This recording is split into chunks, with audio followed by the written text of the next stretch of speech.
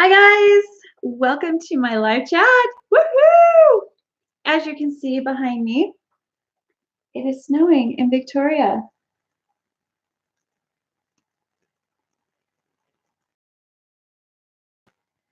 Like buckets and buckets. And guess who volunteered to work tomorrow at 8 in the morning? So I'm going to be walking through the snow all the way to work tomorrow.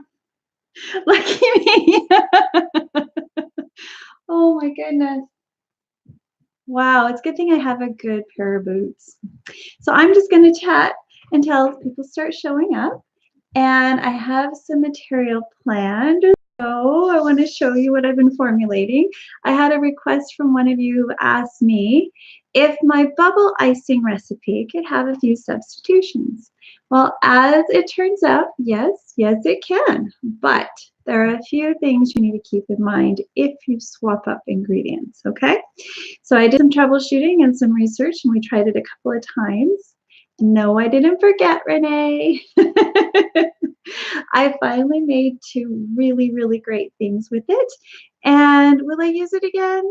Yeah, probably, but not for certain things. So we'll wait till we've got at least 2 or 3 people and then get started with talking about soapy stuff. And then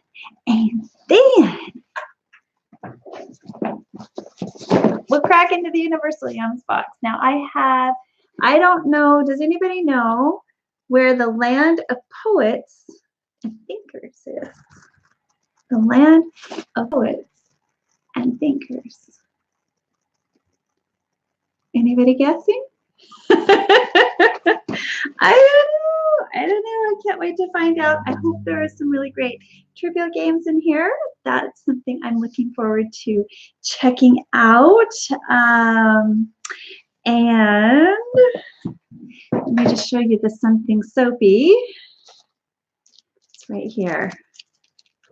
So this is a bubble icing that I left in the fridge overnight. I made my projects yesterday and with the new ingredient, and I left it overnight because one thing I love about my royal icing is you can bring it to room temperature and use it again. So for those of you who have purchased a recipe, anytime I do an update on my collections and change the recipe a whole lot, you will get that for free. You get that update for free.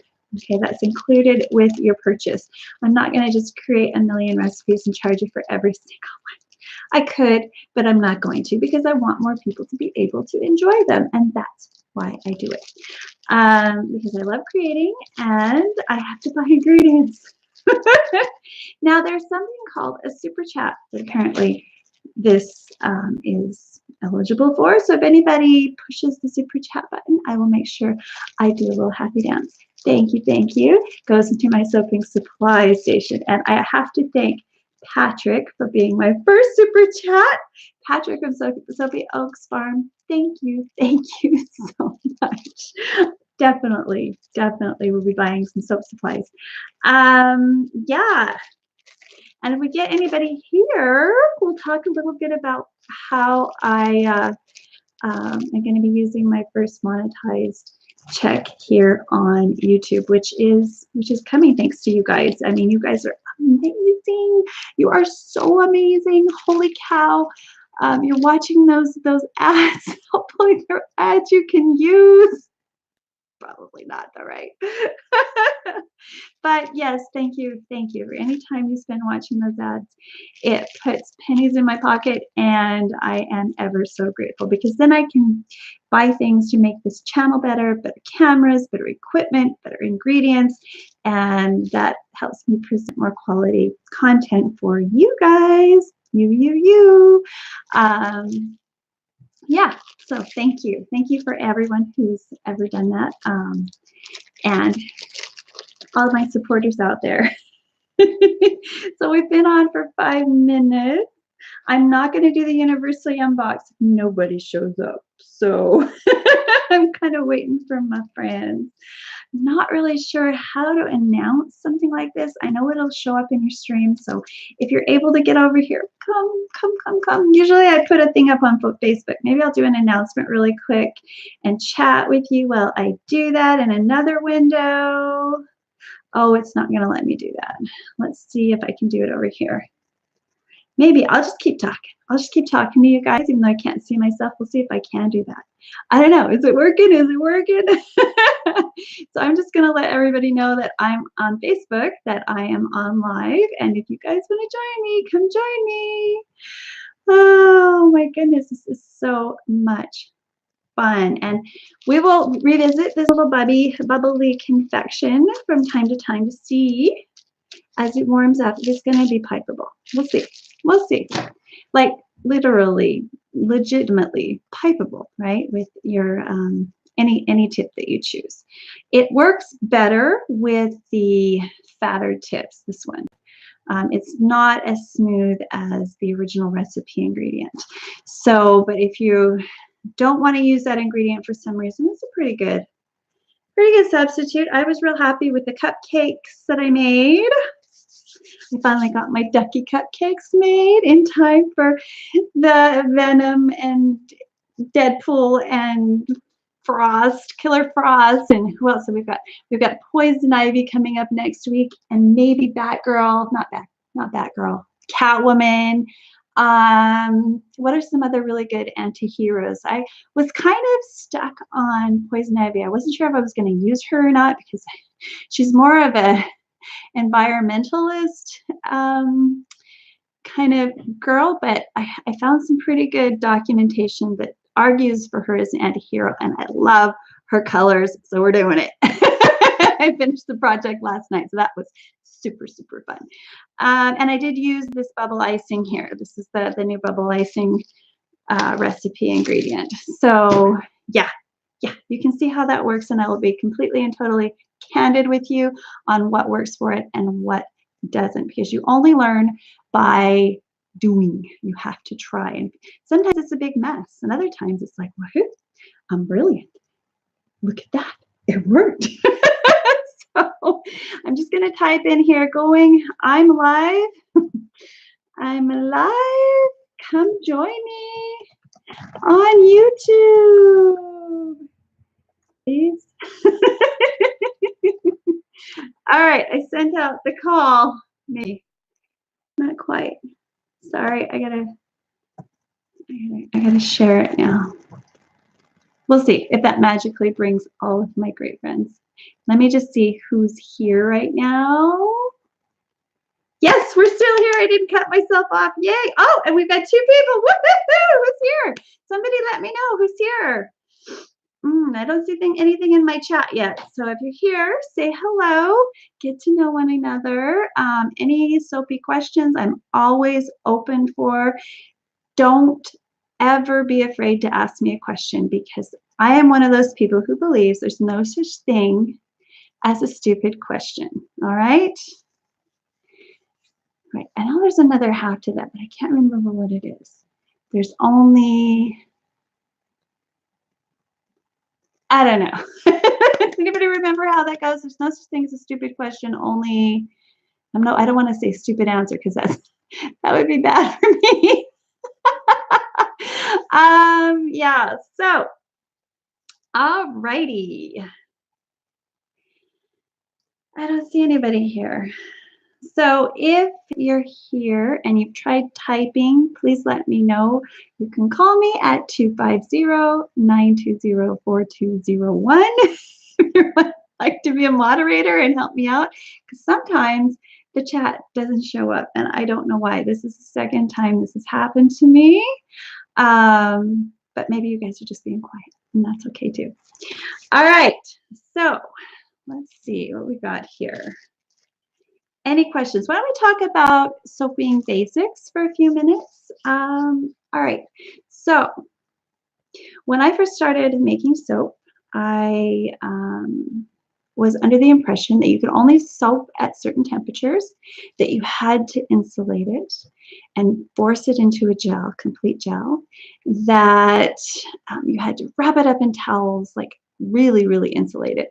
And since then, since the internet, I guess you could say, I've learned that there have been people who have tested those boundaries and found them to be just a little silly. So there are a lot of different ways to make soap. There is no one way of doing it. And you can process, you can soap at room temperature. You can master batch and have all your oils and everything melted together and, use that. You can hot process, crock pot method. You can countertop hot process, which is, you don't even cook it. You don't even have it on the cook. You just use the heat that's generated from the reaction. There are so many ways to soap.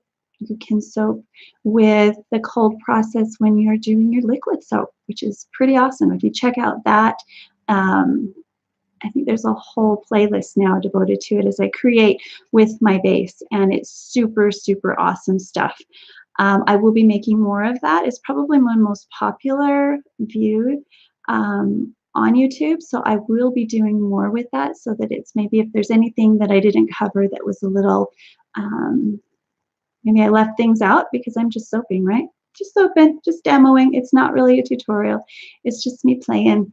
And this is the way that I do things. Other people can do things completely different, and it's perfectly right too. It's all right.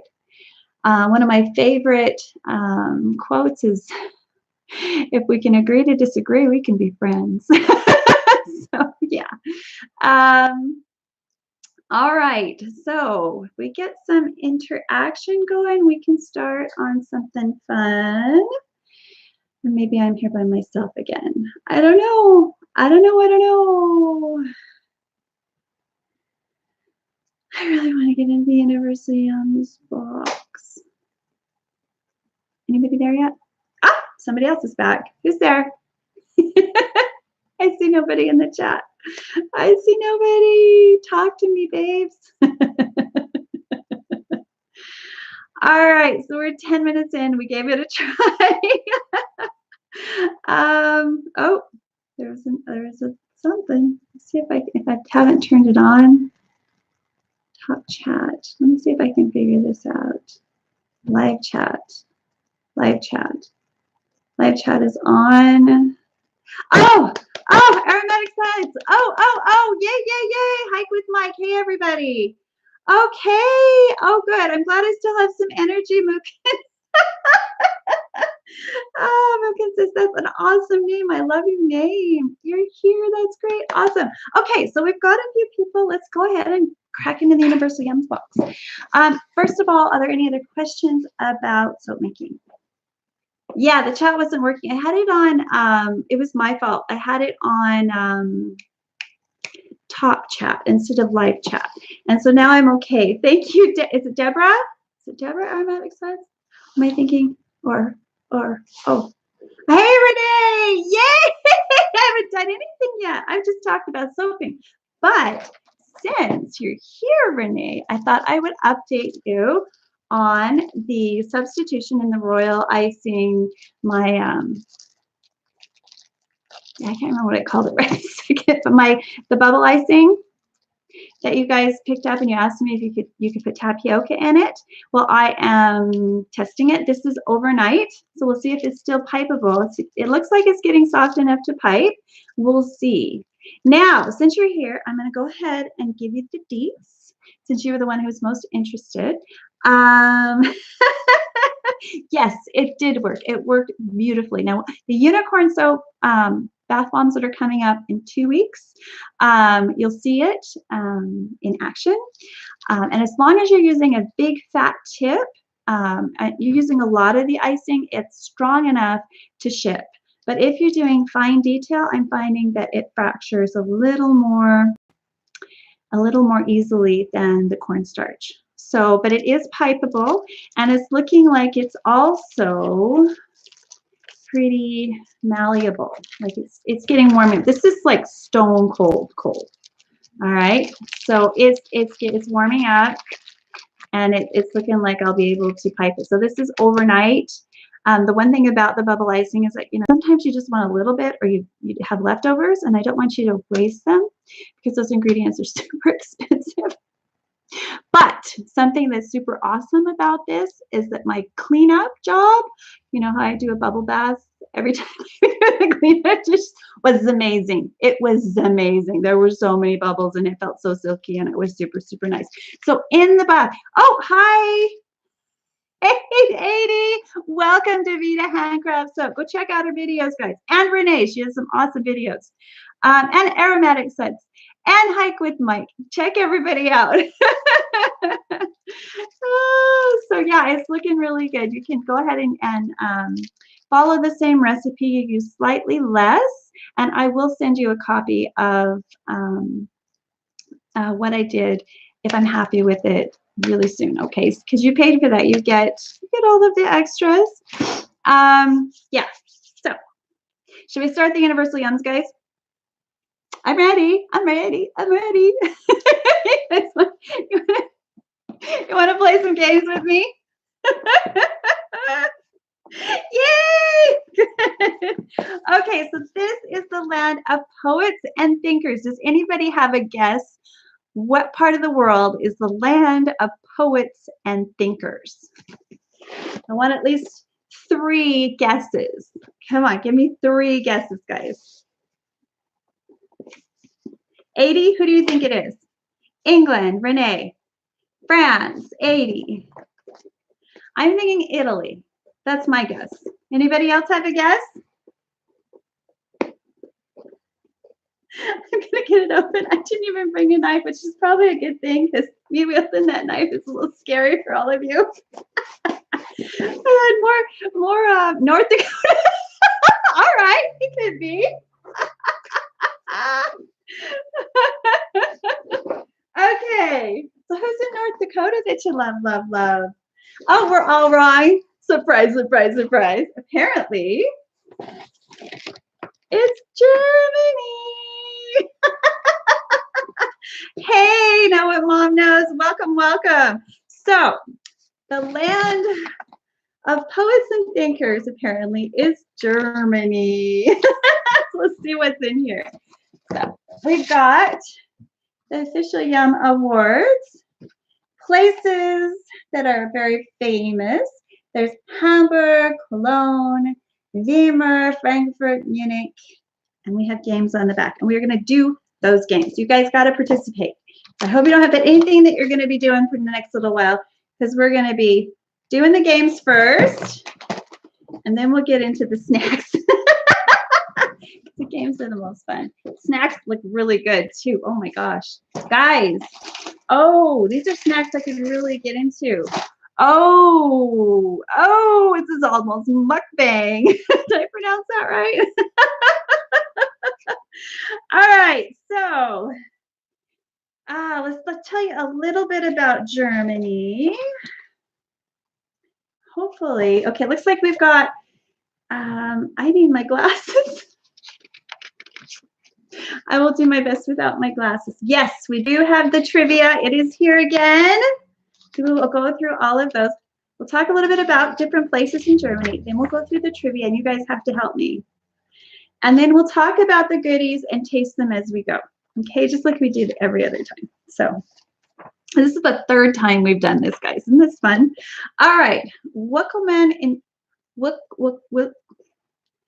let's see if I can speak a little German. I don't think I can. Willkommen in Deutschland. I don't know. Welcome to Germany. Now, I think one of my sushi, sushi is from Germany. I think so. Maybe not. Okay, think the holidays are over.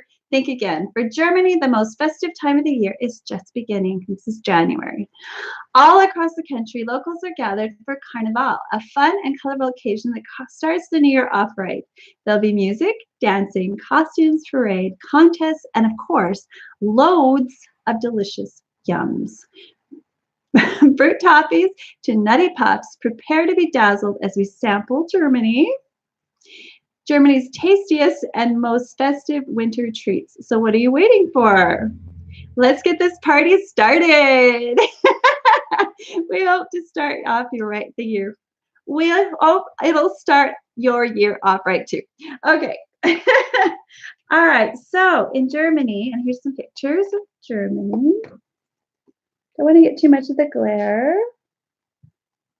So it's snowing there too. And as you can see, Victoria is covered in a blanket of snow as well. This does not happen very often, guys. It doesn't, not often at all. So enjoy. The Coney Island is getting dumped on. And I work tomorrow morning. Oh, why did I say yes? I don't know, because I like to get paid. I like to buy more supplies. That's what it is. All right.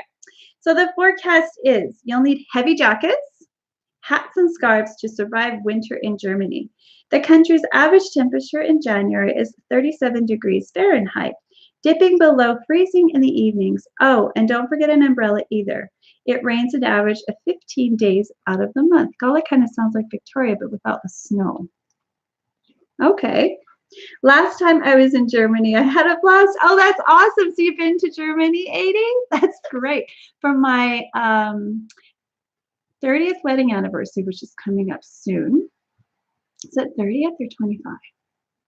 Anyway, for my big wedding anniversary is coming up soon. I think it's 30th. Yeah, because for 25, we went to England and Scotland.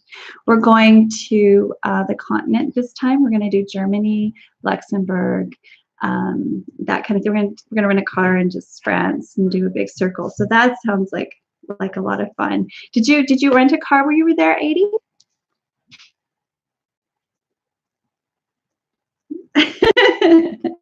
All right, Deutsch sprechen. French, speak German. French is the language of love. Latin is the language of enlightenment. And German, it's the language of pigs. Don't worry, this isn't as bad as it sounds. Pigs are super significant in German culture, seen as both a symbol of prosperity and a valuable source of sustenance. So it only makes sense that this important animal would be found in countless common phrases used every day. Although we have to admit it makes for some pretty silly translations. Here are a few swine-worthy German sayings. Well, it's Year of the Pig this year, too, from Chinese New Year. Oh, your cousin did all the driving. Awesome. I hear they drive on the same side of the road as us in Germany. That's what I'm looking forward to. The UK was a little hard, especially with all the roundabouts and driving on the other side of the road. I wanted to say wrong side. But the opposite of what I'm used to, right? Okay, so the phrase, Sven haben, to have pig, and that means to be lucky. Kein Sven Warda. There weren't any pigs there. There was nobody there. Das ist mir Wurst. That's sausage to me. I don't care at all. If you can't remember any of these, you can always use mein Dutch is under also. My German is under all pig. German is not very good. I thought pig was a positive thing. Oh, that was funny. That was really good. Thank you. Okay, so your German guidebook. We're going to talk about a few places that you probably went, AD, and that I may hopefully visit soon. This, the Notch, I'm not saying any of this correctly, Neuschwanstein Castle. So there's the castle. If anybody knows how to phonetically pronounce that, let me know. Go ahead and, yeah. There's a good reason this castle looks like it was taken straight from your favorite storybook. It's supposed to be, Neuschwanstein was built by King Ludwig I of Bavaria 2 years after his empire was conquered by Prussia, and he was stripped of his powers. The gleaming castle was meant to be his private fantasy world where he could escape to live out his dreams of being true royalty. Though Ludwig never lived to see the finished product, Neuschwanstein was eventually opened to the public, who fell in love with the charming castle. The king's personal fairy tale world is visited by over 1.5 million people each year. Did you get into that? Were you near that area, AD? Did you get to see the big castle? I know there's lots of castles in Europe. I know every few miles we saw a castle in England and Scotland. That looks like a really pretty one. All right, Brandenburg Gate. All right. Ooh, the castle. Let's go back to the castle. The 65,000 square foot castle was Walt Disney's inspiration for Sleeping Beauty. Okay, yeah, I definitely want to see if I can find that castle. Yes, Disney used it as inspiration. You're right. I just saw that. Thank you. You went there. Oh, that's awesome. Was it beautiful? I know everywhere that we went in England, it was just so beautiful. I couldn't stand it. It was just so gorgeous and so ancient compared to the architecture here in North America. It was just gorgeous, mind-boggling. Yeah. All right. So the next thing that we need to take note of in Germany is the Brandenburg Gate. All right. So there's a picture of it. There we go. No other place in Germany reflects the country's both turbulent and peaceful history quite like the Brandenburg Gate. Inspired by Athens' Acropolis, it was originally built in 1791 as a grand entrance to the Prussian palace. But that's just where the story begins. In 1806, Napoleon marched through the gate and stole the sculpture on the top. Then during World War II, the gate was severely damaged in battle. In the 1960s, it became a symbol of divide, separating the East and West of Germany during the Cold War. With the fall of the Berlin Wall in 1989, does anybody else remember when that happened? I mean, I remember that as vividly as the Twin Towers incident. I remember when the wall came down. It was just, the Cold War was a real thing, guys. Those of you who never, have only known Germany to be one country, it was a little scary even thinking about, what's going on the other side. So, okay, I'll leave that. You do remember that, Renee? There's certain moments of your life that are pivotal and meaningful, and sometimes they're world events. And to be a part of that, I know my mom remembers when Kennedy was shot, the day and where she was. And I remember when I thought World War III was going to start with the Twin Towers when they came down, and I had just woken up, and it was, the first thing in the morning, and I started crying right away because I was sure World War III was on its way. It was a very scary time. Yeah. And when the gate came down, when the wall came down, I think it was during the Reagan administration. I was in high school. I had just graduated, and the possibility of sometime visiting the land of my forefathers. My family were actually Prussian. We left way before World War II, way before Germany was really Germany, I guess. But that became a reality for me, that I could go and see some of the places where my family, where my ancestors were from. And I'm really excited about that. We're going to see if we can actually find people that we were related to. My genealogy does go back to the medieval records, which are not considered particularly accurate, but it's kind of exciting to know that between Germany and France and England and Scotland, there's a lot of history of my own family there, and I'm so excited. I'm so stoked. Yeah. Okay, Brandenburg Gate. Anyway, that the mention of Prussia just made me think of my family.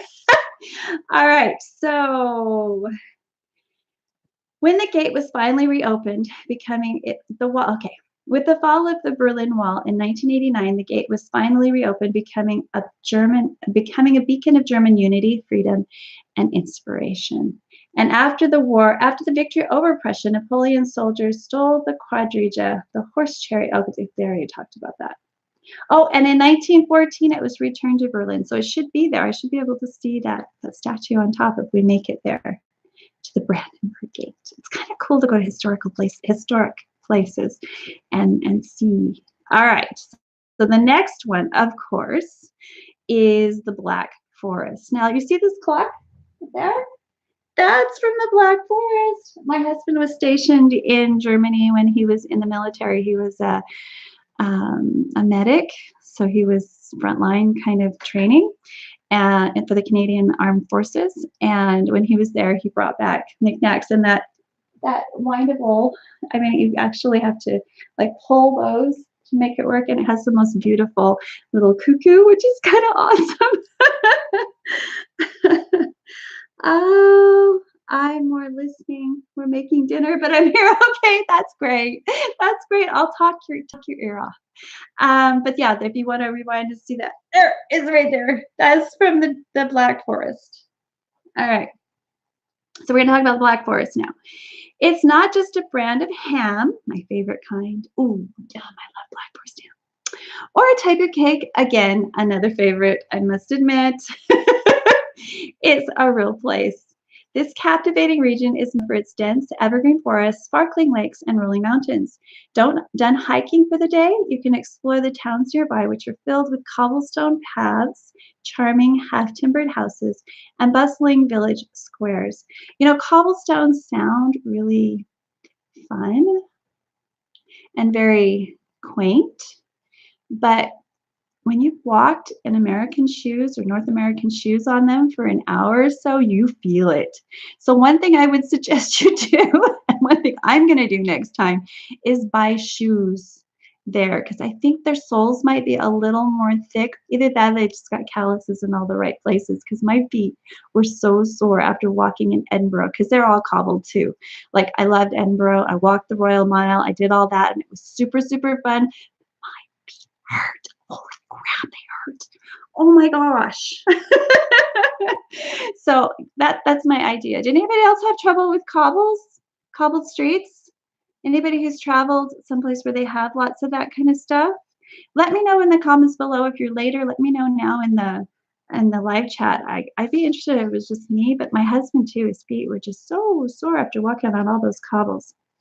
All right, browse through. And there's more about the Black Forest.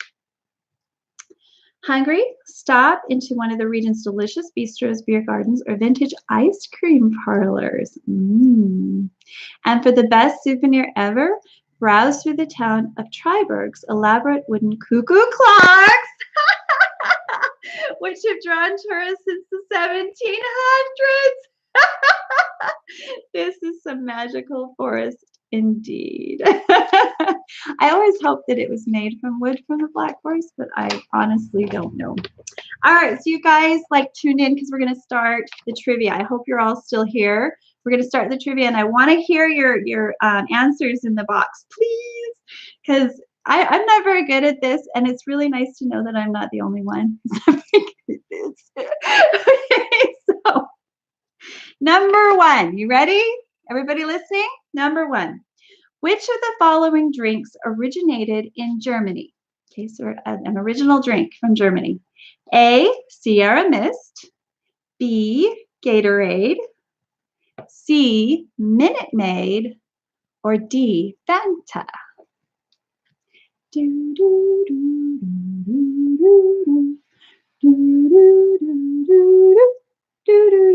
Come on, you guys.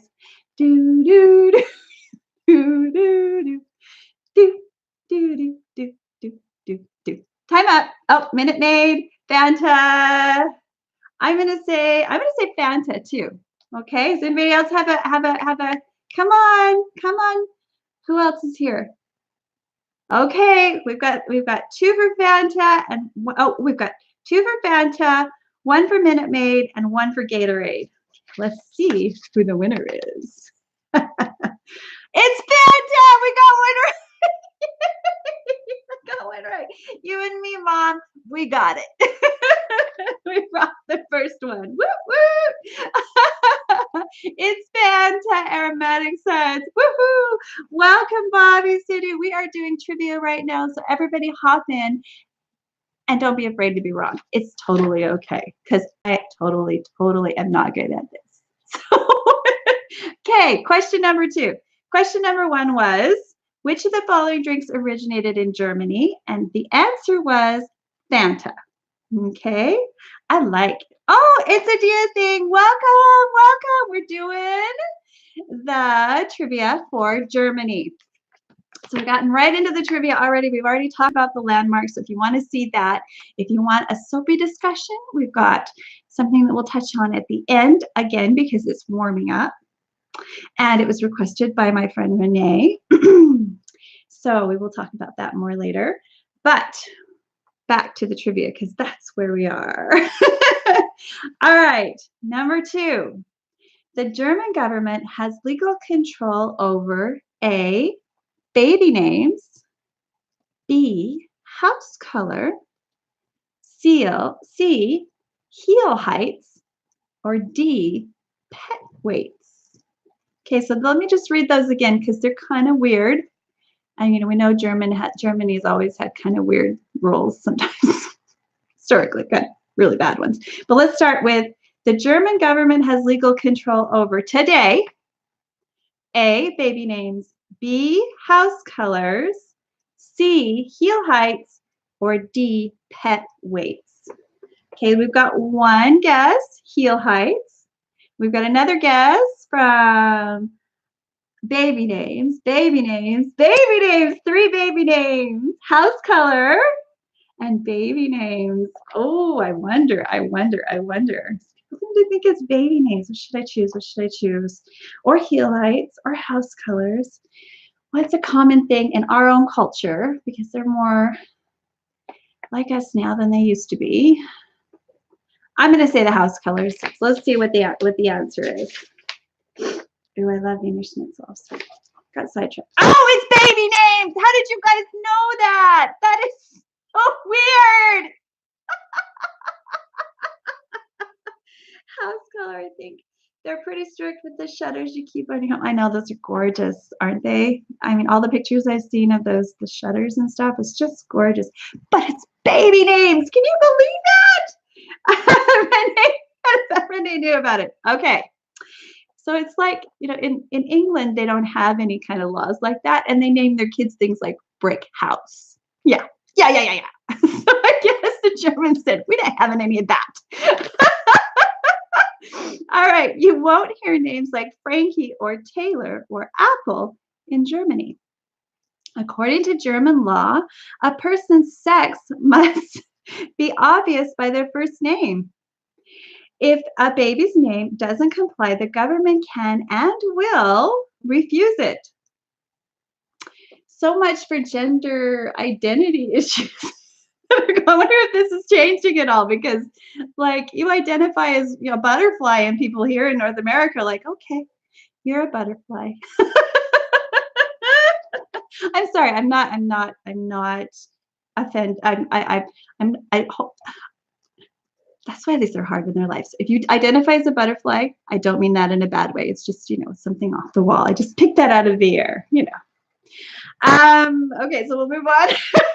Since reapplying can be very expensive, parents usually opt for traditional names like Maria and Maximilian. Oh, Maximilian. Everybody know who Maximilian is in our house? That's my soap cutter. That's Max. Oh my gosh, that's kind of funny. All right. Okay. I cheated there. I can't answer the next one because I saw what the next answer was. Okay. Next question. Germans aren't breaking the law if they A, refuse to pay taxes, B, escape from jail, C, break into someone's home, or D, drink and drive.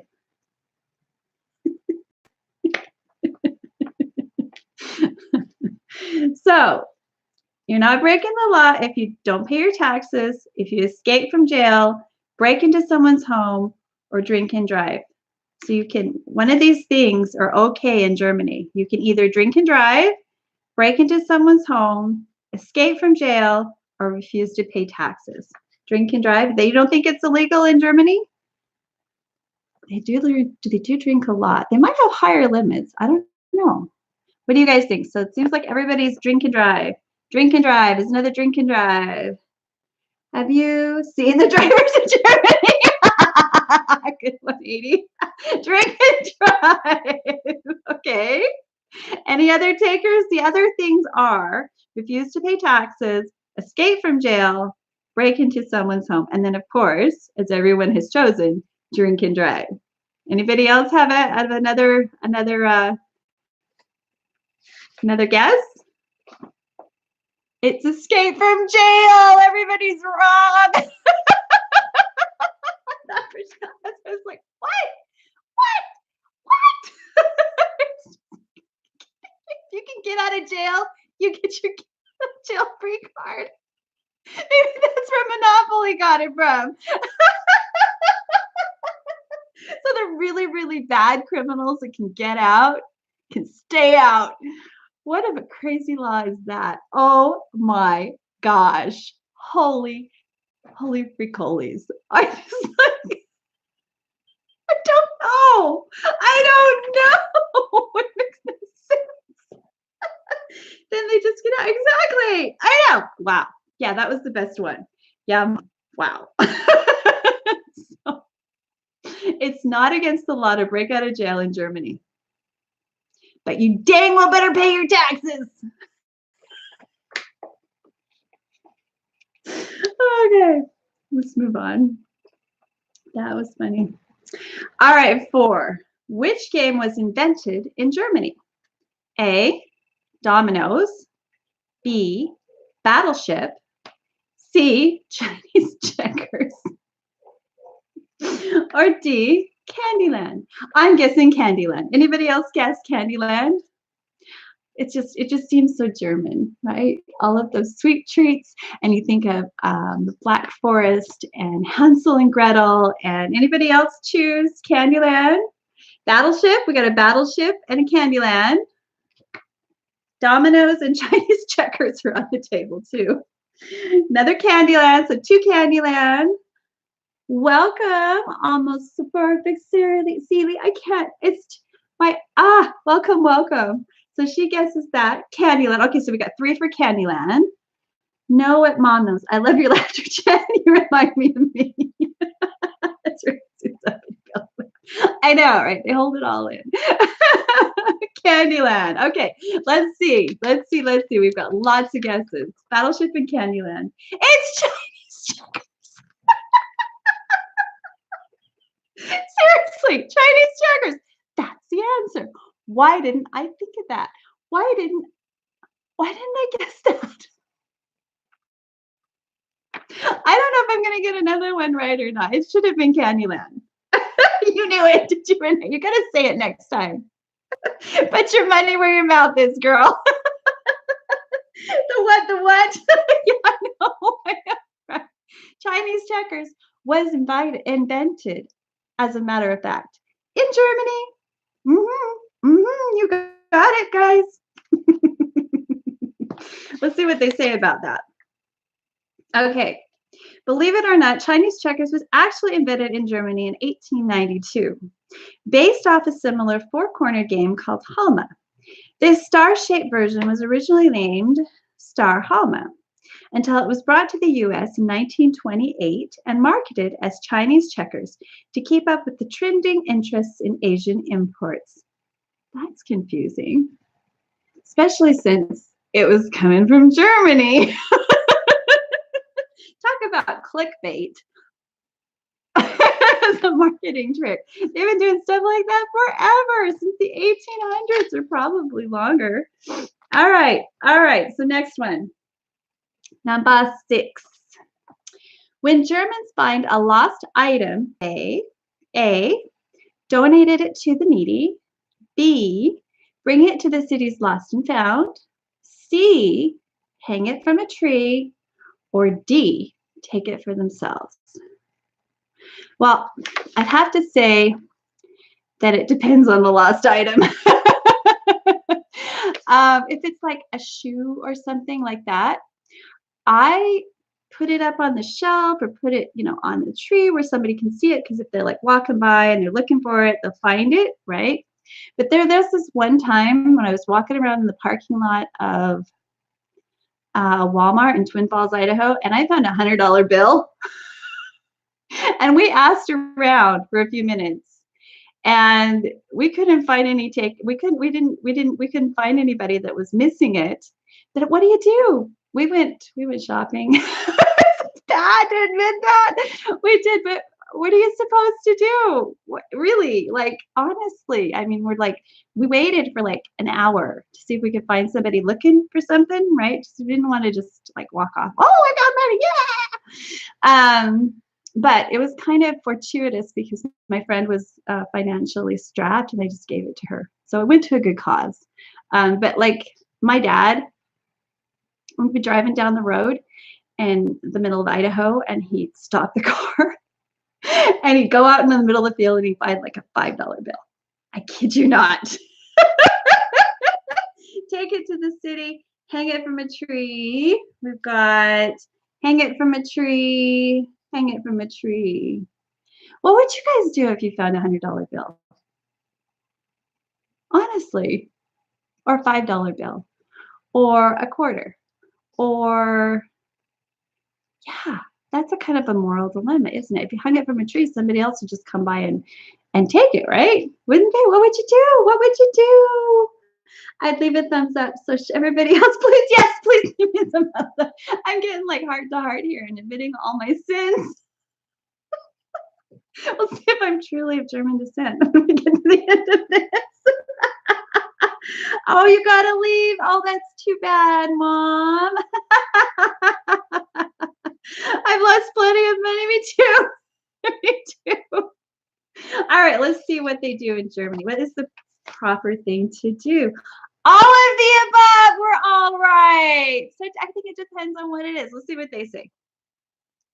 McDonald's restaurant in Germany are known. Oh, wait. Oh, no, it's hanging from a tree. We must have skipped one.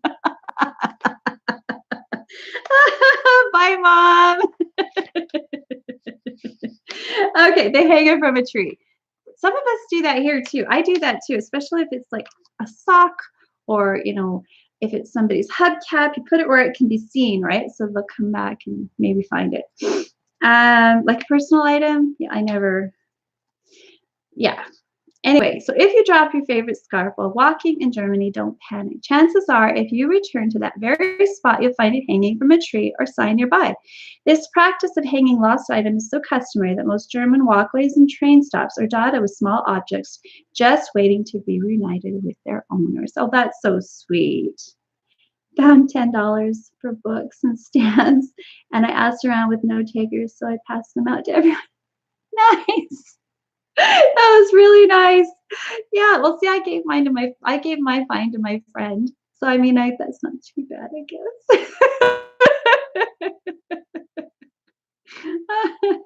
That's really, really nice, 80. All right, so let's see which one is all of the above because they gave it away. All right. Let's go back. Let's go back. Go back. Oh, 5. Which of the following can you order at a German McDonald's? So feel free to answer. A, donuts. B, Pizza Max. C, beer. Or D, apple Oreo McFlurries. That all sounds so good. Donuts. Pizza Max. We had pizza here in Canada. We got pizza once. It was really kind of good. Did you guys ever get pizza at your McDonald's? I mean, I shouldn't admit to eating at McDonald's, but I have little kids and they love it. And my mom fed me McDonald's when I was little and I loved it. And every once in a while, you get one of those McDoubles and it just hits the spot. Oh, it does. It hits the spot and it's just like, yeah, that was worth every calorie. I just don't care. And then I watched Super Size Me and didn't eat any McDonald's for a whole year. That grossed me out so bad. Did anybody else watch that? Yes, you can give beer. You don't go to McDonald's. Good for you. Good for you. You probably don't have like kindergartners who want the toys. Your grandkids may talk you into it once. Definitely. They have everything. They have the donuts, they have the Pizza Max, they have the beer, and they have the apple Oreo McFlurries. Let's see what they say about that. I'm guessing, though, that changes from time to time. I noticed that when we were in London, they had like Indian wraps, like with curry and stuff, which was really good. That was kind of, I couldn't get my husband to eat anywhere but places like McDonald's and Arby's. Did we find an Arby's? There was a Pizza Hut when we were in the UK. I don't know what his problem was, but it was like we actually went to a grocery store just so I could get some food from the UK to try because I didn't really get the full experience. We did go to the Hard Rock Cafe though. So yeah, my husband, he loves McDonald's. That's probably why I go. Okay, Renee, go enjoy your dinner. Go enjoy your dinner. Come back if you want to see the rest of it. We'll be here. What was no? What was no, 80? What did I ask that you said no to? I don't know. Gotta run. No, no to Renee leaving. I know, right? All right. Let's get cracking. People gotta go. All right. So 7. Germany has an entire museum dedicated to A, butter, B, snoring, C, squirrels, or D, shopping carts. Do do do do do do do do do do do. Butter is 1. Do do do do do do do do do do. Okay, we got 1. Butter. I think I'm gonna say butter too. I'm thinking of the milkmaids, shopping carts. Good one. I'm also perfect. See, I can't really see. I need to get further away. I am farsighted. So these are really, really small. I need a bigger screen, I guess, so I can see people's. Okay, let's see what it is. We got shopping carts and butter. It's snoring. It's snoring. This museum will put you to a good night's sleep. In a good way. Run by sleep disorder specialist Dr. Joseph Berth. This unique attraction features all sorts of gadgets designed to solve the age-old problem of snoring. Nose clips, teeth braces, fluffy vest. Visitors can explore it all and leave educated about a condition that affects 2 out of 3 of the population. Wow. No pizza here at McDonald's at 80. You missed out. It was really good. They don't have it here anymore either. Right now they're doing a whole chicken thing, spicy chicken thing, which I haven't tried. I'll probably try one of them maybe if I think it's worth it. I'm still doing the OMAD diet where I eat just once a day, which I totally, totally love. And it's awesome. But I'm not sure McDonald's is worth those calories yet. And when I eat, I want it to be exactly what I want. So we got a B. We got a B, and B was snoring. You got it. You got it, 80. You got it. It was snoring. It was snoring. Holy cow. Did you go to that museum? Did you go to the snoring museum, 80? It's probably one of those really small ones like it's probably one of those little itty bitty things. Okay, number 8. We got 2 to go, guys. There's 9 questions, I think. So just 9? 9 questions this time. Which of the following is considered a weapon in Germany? A, plastic wrap, B, a cane, C, dog poop, or D, a pillow? This is so fun. You got me to sign that. Cool. It's really, really fun. It's super, super fun. All right, it was good to meet you too. Go enjoy the Grammys. Is it the Grammys tonight? I'm competing with the Grammys. That's why there's only all of us. I can't give you the Grammys. No way, no way. I'm so glad you guys are here. This is so fun. All right, so let's finish these up. Okay, so pillow has been voted on. It was good to meet you too. And so perfect C. I think that's right. Of course, with my glasses on, I'll probably get it right next time. Come back anytime, sweetheart. All right. So is it a plastic cane, plastic wrap, a cane, dog poop, or a pillow? We've got a vote for pillows. Anybody else want to throw in a vote? I'm going to vote cane. Anybody else? It's probably not right. It's a pillow. You're right. It's a DS thing. Woo, woo. Good job. Good job. You might think twice about having a pillow fight in Germany. There, pillows are considered a passive weapon, one that can be used to protect or defend oneself against another weapon. So, by law, hitting someone with a pillow, even in a friendly fight, could potentially result in charges of assault. Yikes. Yikes. Holy cow. All right, last one. A popular breakfast choice in Germany is A, pickled cabbage. Can't do that here. So you're going to have to let me know in the live chat stream what you're talking about so I can answer you properly. Okay, so popular breakfast choice in Germany is A, pickled cabbage soup, B, blood pancakes, C, raw pork toast, or D, rice pudding. Is the sound gone? Sometimes I lose sound. Somebody type to tell me what happened. Okay, so the answer is, of course, like I was going to guess the rice pudding because that's what I like. That's what I would choose. The answer is raw pork toast. Forget jam. In Germany, locals spread raw ground pork called Met onto their morning toast. This local delicacy is only considered safe when prepared by a strict set of rules. Yes, a strict set of rules. It must contain 35% fat, stay at constant 35 degrees Fahrenheit, and be sold the day it's made. Locals enjoy the Met toast plain or topped with fresh onion slices called Swabbelmet. That sounds worse than the Met yeast spread that they have in England. Ugh. I don't think I'm going to try that. I'm not. Oh, you couldn't hear the question. Can you hear me now? So the question was, if you can hear me now, it's a Diaz thing.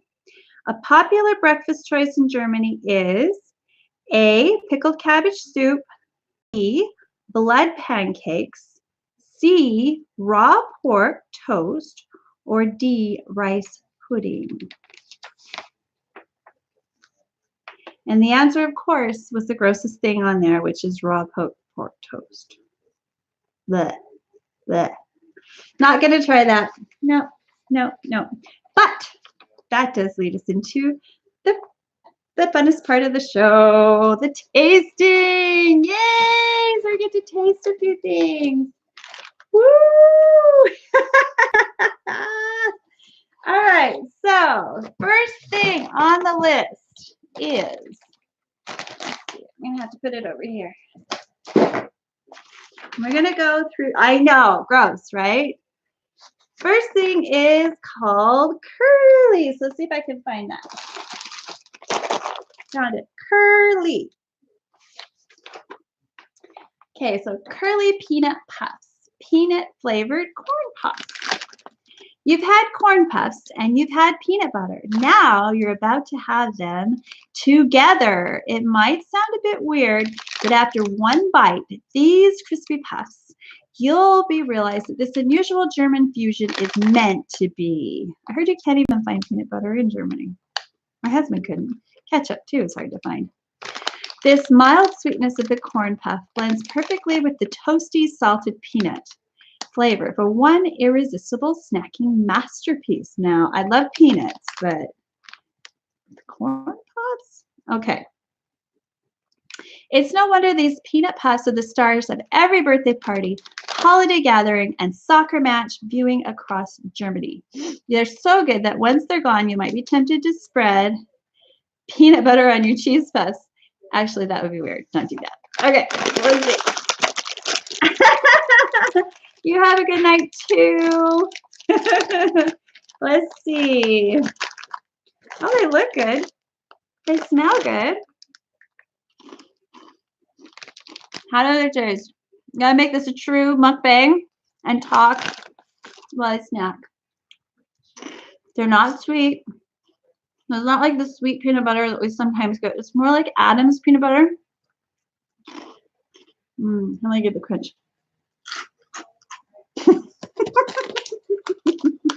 These are really good. These are really good.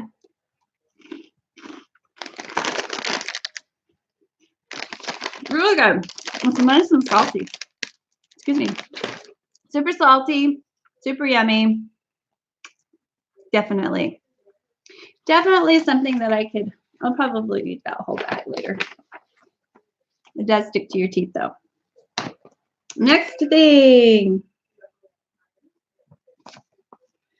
Shamrock poppy seed bar.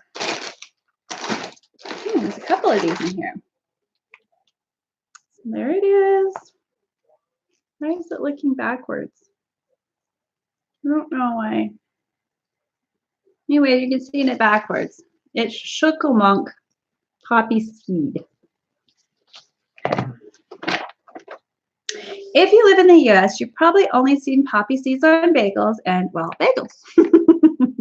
Maybe an occasional lemon muffin.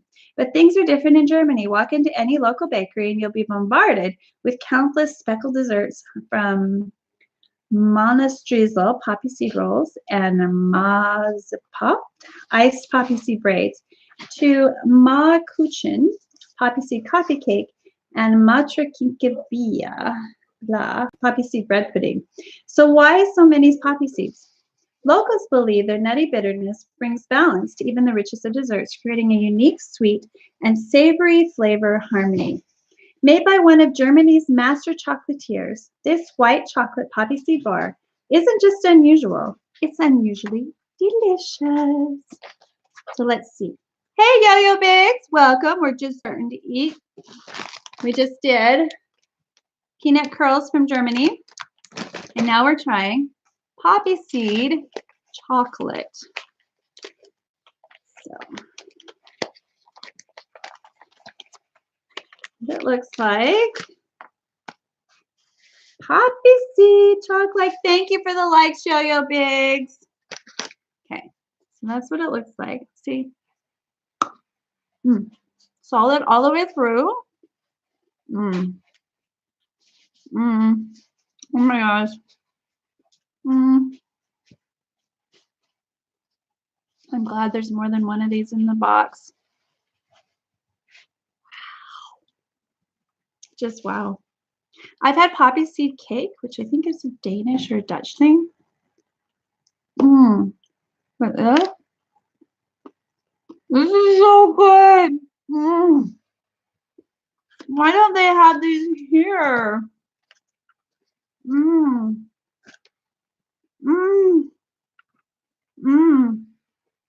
White chocolate with poppy seeds. It is like so freaking good. Oh my gosh.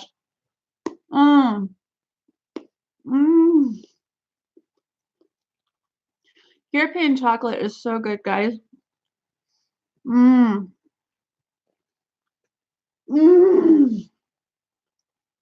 I can't stop eating this. This is so good.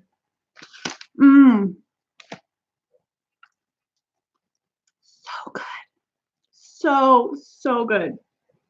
Oh, and that little bit of crunch in there. I might have to make these. This looks like a cookies and cream bar, but it's not. It's poppy seed and white chocolate, and it's absolutely amazeballs. It's so good. I'm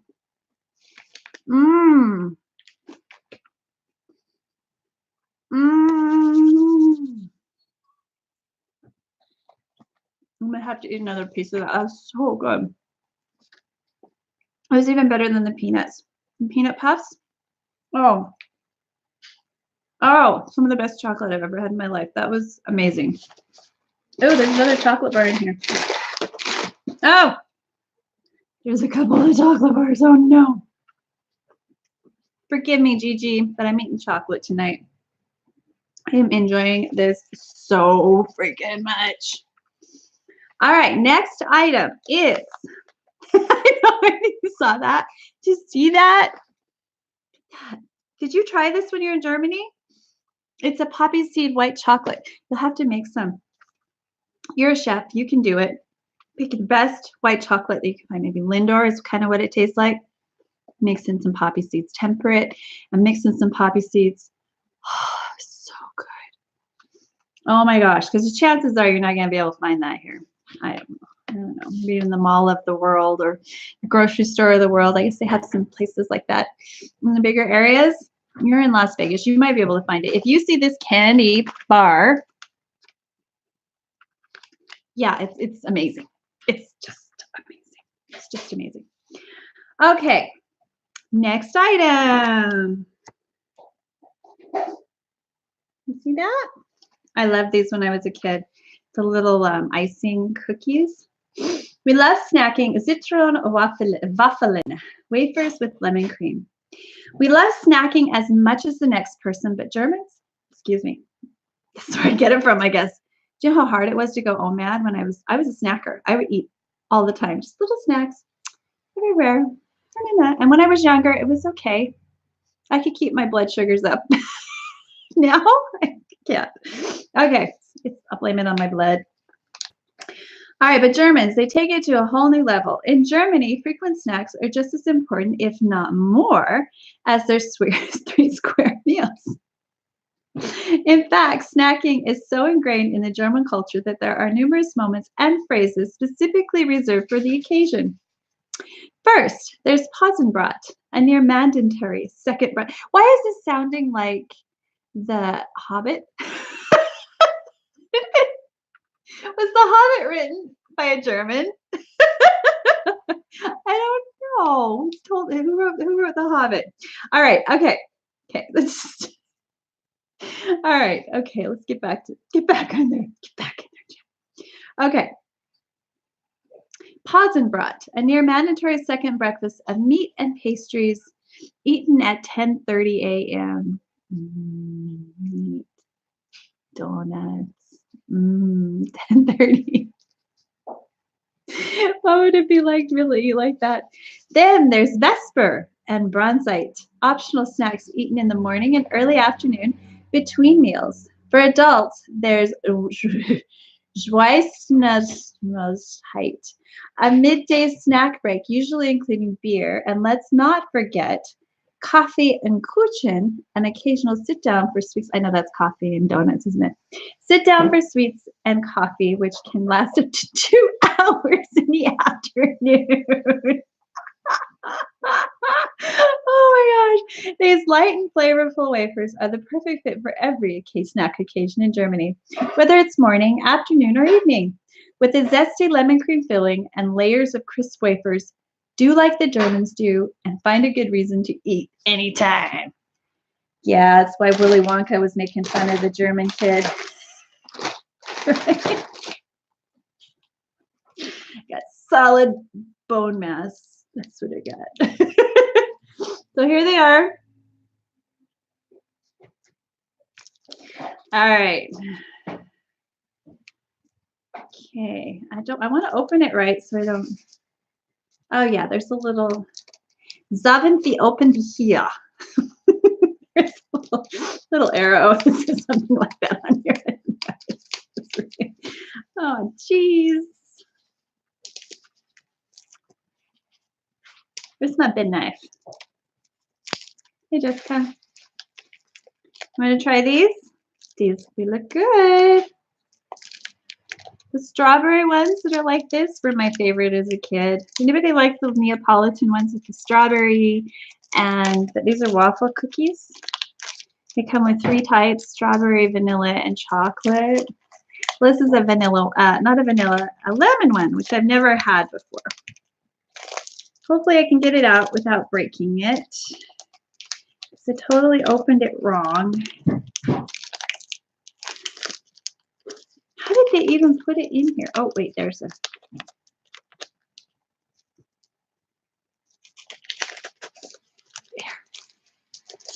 There. See, I knew there was a little tear me here instruction. Now we'll just get the cookie out, maybe. Doesn't want me to... Ooh, that's a big one. That's a big cookie. My keyboard.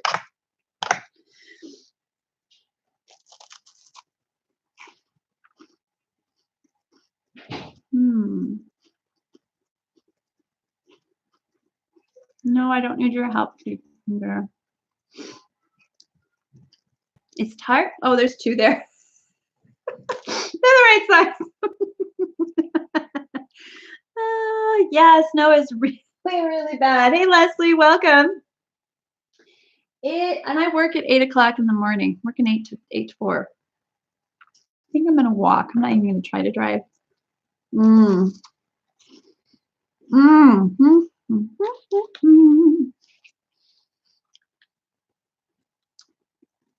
That's good.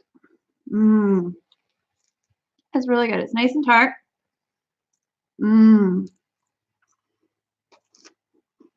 You should be here eating this with me, girl.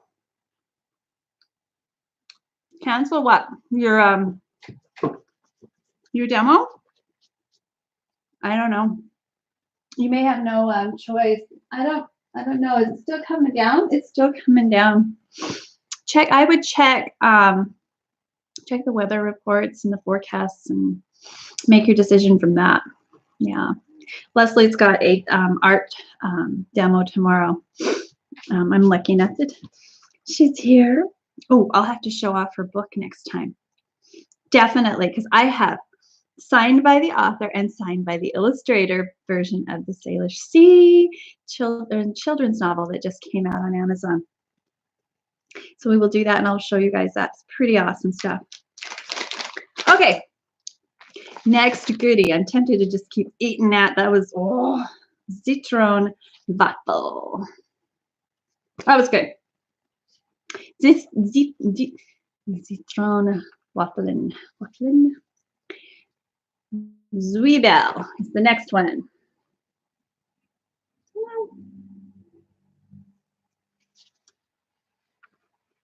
XOX.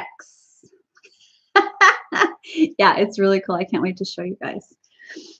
Every October, hundreds of thousands of people, excuse me, the snacks are already starting to repeat on me, gather in the cities of Weimar for one reason and one reason only: onions.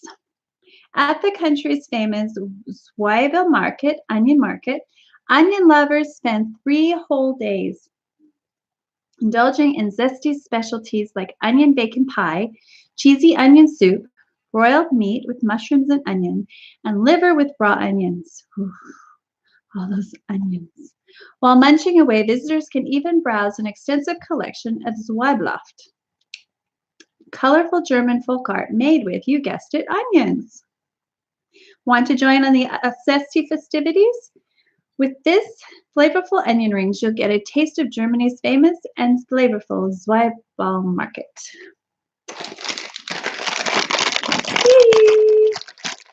So are you gonna cancel, Leslie, or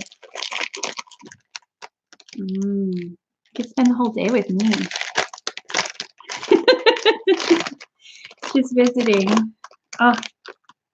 Well, there they are.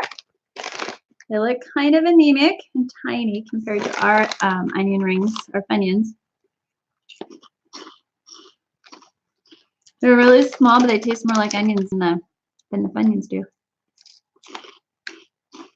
No, they kind of taste the same. Right there.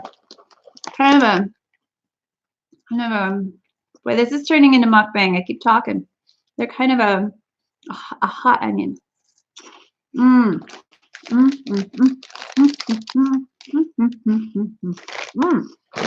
me grab one of these. Onion with a peanut. Yeah, that works. That works. Woo. Onions and peanuts. Yummy. Should I throw in some chocolate too? All right, next thing. Ooh, that's spicy and super salty. All right. Next one. Oh, one of my favorite things, marzipan. Here we get giant German marzipan candy bars. I buy one every year. It's about this big. I eat the whole thing. I usually cut it into little pieces and eat it over Christmas. It's so good. So good. I love marzipan. All right. Can Dotar marzipan stolen? Oh, yeah, that's okay. Let me show you the stolen that I bought. Should be in the freezer by now. But We buy these. We buy these. So good. Better than fruitcake, just plain fruitcake. It's kind of like fruitcake up a notch because it's got the marzipan and it's got powdered sugar and it's like, oh. The onions with peanuts should taste like, hey, it does. It's kind of like a Thai flavor. You're right, 80. Yeah. Oh, Leslie, you'll have to tell me if it tastes like, you'll have to come over and try these. Definitely. What do you think? You gonna come over? Don't worry, I won't eat them all. So yeah, this is my favorite Christmas cake. I need to pop these in the freezer. They usually only come out at Christmas time. I really need to learn how to make them, but those are imported from Germany. Let's open this up and see if it's as good as that one was. That one is. I hope it has marzipan. That's the kind I always get. You can get them plain, just like a raisin cake, but the ones with the marzipan in the center are like, oh, they're so good. Let's see. Mmm. Mmm. Mmm. It's lemony. Mmm. Mm-hmm. Oh yeah. Have a bite, Leslie. Have a bite. 80. It's so good. Have another bite. Mmm. Mmm. Oh good. Mmm. Yummy. Conditor marzipan stollen. Woo! Mmm. So good. Okay. Next one is a little one.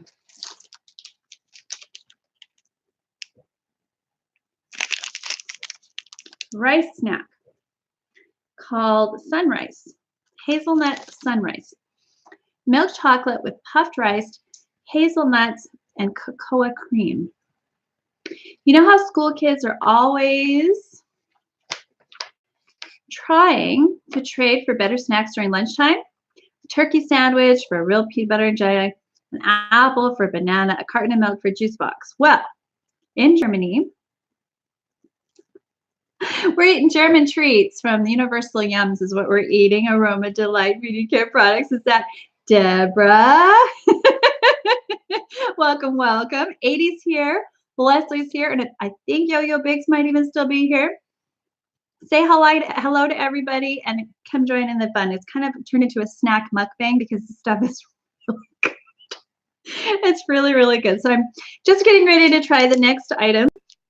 And I'll recap so you know what all the goodie treats I tried and my review, because, you know, whether or not I like something is very important to the whole world, I'm sure. Not. Okay.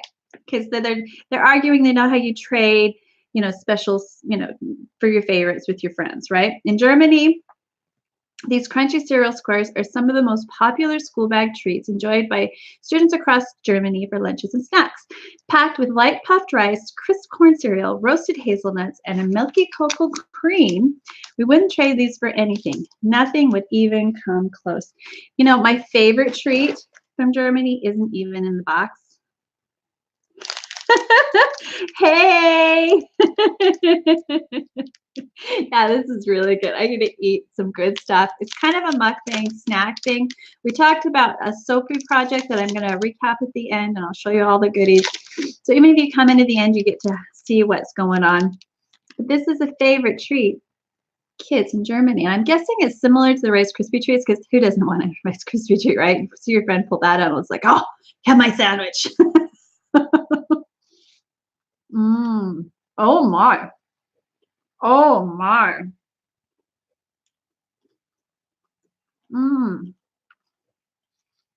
This is like a Kinder Egg Rice Krispie treat, which is my favorite. Hey, Tiara babe.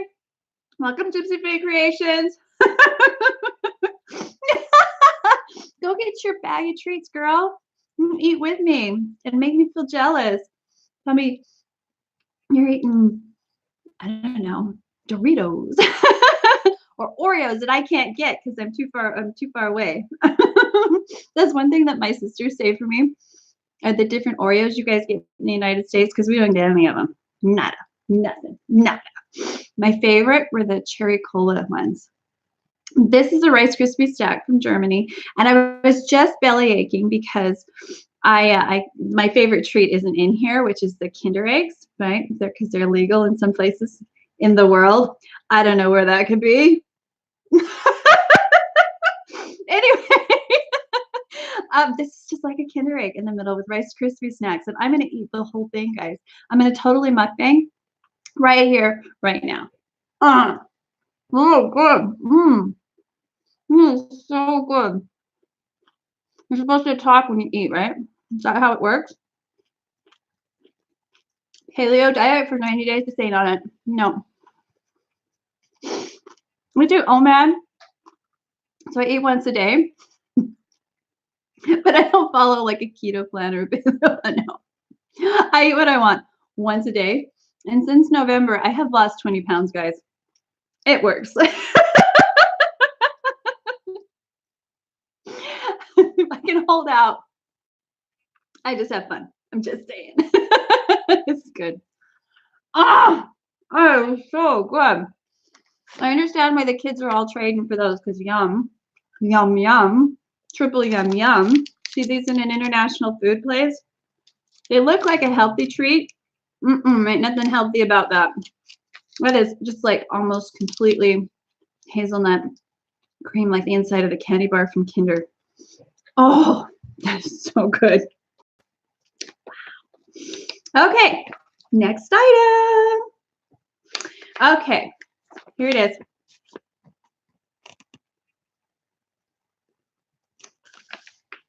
Knuffles, Schnindinkass. If I pronounce that even closely right. Schindenkin and Kass Knuffles. That's real words, guys. Ham and cheese corn snack. Of course, I said it completely wrong, I'm sure. For Germans, there's no such thing as too much ham and cheese. Their typical breakfast, eggs with ham slices, yum, and cheese on bread, yum. Second breakfast, an open-faced ham sandwich and cheese, dinner. A platter of rolled ham, cheese, pickled vegetables, and bread. And in between, these ham and cheese crisps. I think I've got Rice Krispies in my throat. Sorry. Yeah, blah, blah, blah, blah. It only makes sense that Germans' quintessential food pairing would also be the country's favorite snack flavor. With the savory taste of ham and cheese packed into each crunchy bite, these yums make for one authentic German culinary treat. The only thing that could make these crisps more authentic, layering them in a juicy ham and cheese sandwich. Why not? You know, I do that with my hamburgers. I always put like the French fries in there. Does anybody else do that? And the onion rings. So good. When I go to Ireland, I always fill up my suitcase with sweets and snacks. Yeah, baby, that's the way to do it.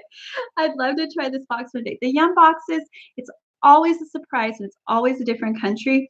I don't get anything for this because I'm not an affiliate, but I will have an affiliate link in there before. And what that means later, after this is over, I'll put a link in there. It means that you get $5 off, and I get $5 off the next time I buy. So yeah, if you want to sign up for it, there'll be a link below, or you can just go there and sign up. It doesn't matter. It's just fun. So we're looking for knuffle.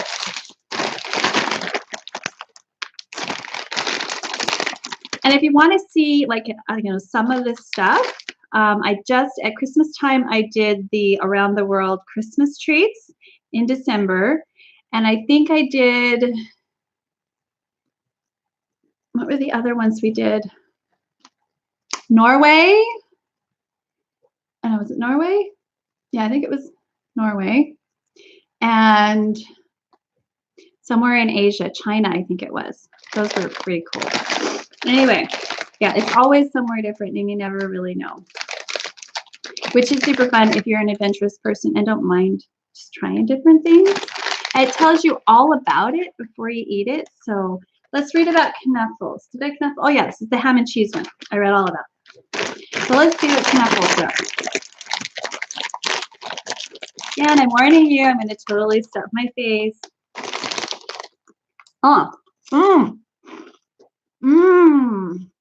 Just reminds me of the spray cheese with the bacon. See, that's what I bring back. When I go down to the States, I bring back Oreos and cheese in a can. Oh, and Costco fruitcakes. They're different here. I don't like them. Mmm. That is really, really salty, really, really hammy, and really, really cheesy. So it's delish. With bacon. Cheese whiz with bacon is what this tastes like. Yum, yum. Mmm. And they're super crunchy.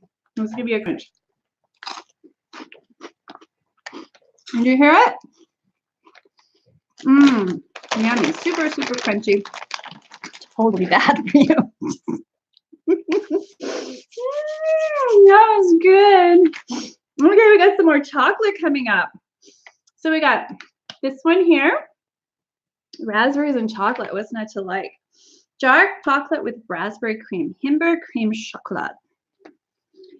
We're not sure we would have survived through much of 18th century Germany.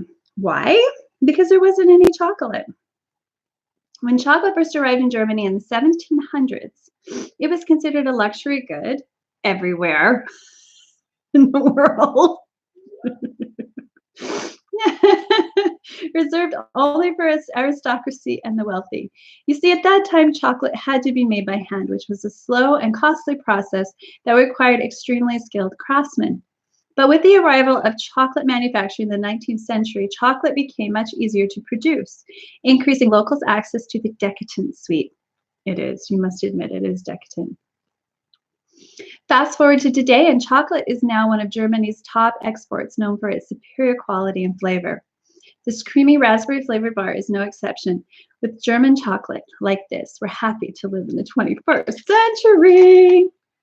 Your kids stealing this? Oh yeah, totally let them too. They love stealing the universal yums. They're just, oh, it's in, it's in. One of these days I'm gonna get them to do this with me and do the tasting with me. I mean, that's, half the fun, right? Is getting into it with your family and your friends. But since the kids aren't that interested, I'll share with you guys because I'm totally stoked about this. All right. All right, let's see. The other chocolate treat we had that I didn't eat all of was this one. This is poppy seed and white chocolate. It was absolutely to die for. Amazing, Tara. You gotta mix some into your white chocolate next time because it was so good. So it's just poppy seeds, and oh, it looks like cookies and cream, but it's not. It's poppy seed, and it's amazing. Okay. Mmm, mmm, mmm, mmm, mmm. Oh my gosh. Mmm. Okay. First thing, the raspberry is a true flavor. It's like really, really powerful. Like a lot of dark chocolate and raspberry, it's not, it's just kind of super sweet and kind of tastes like a raspberry cream, right? From a chocolate shop. This tastes different. It's got like a really punch of raspberry. That's actually the first thing you taste is the raspberry. And then you get that dark, bitter chocolate in the back. It's so good. Oh my gosh. Yeah, yeah. I'm not sure I was going to mukbang it a little bit. That is so good. That is, oh no. Yeah, I'm going to finish it. I wasn't going to. It was going to be good, but you know what? This is not good. It is super sweet, but it's also, two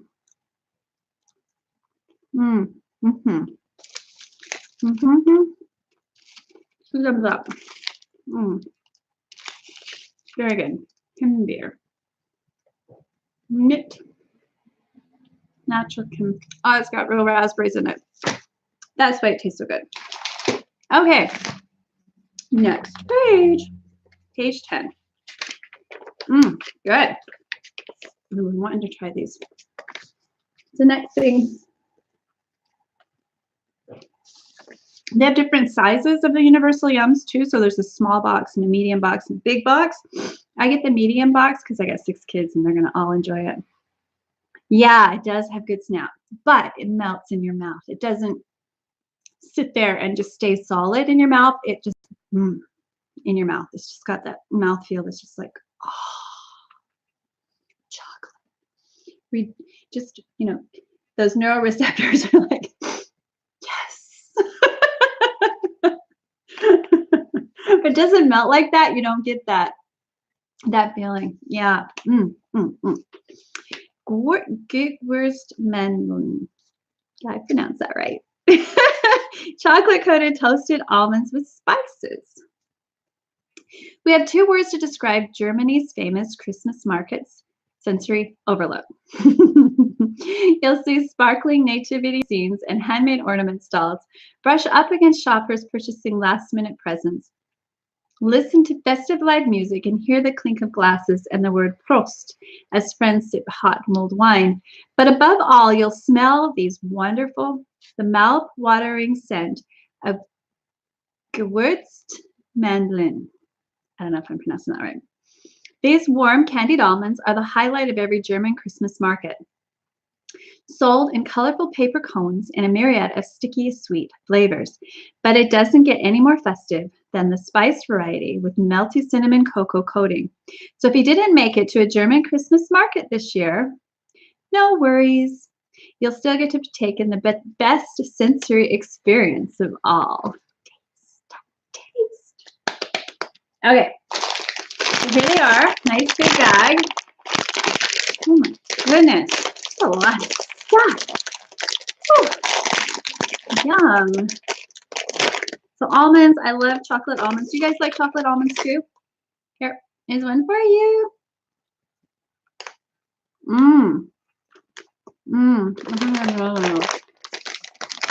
Definitely have another one of those. I'll bite it in half so you can see how thick it is. Look at that. Looks like a peanut, but it's a big almond.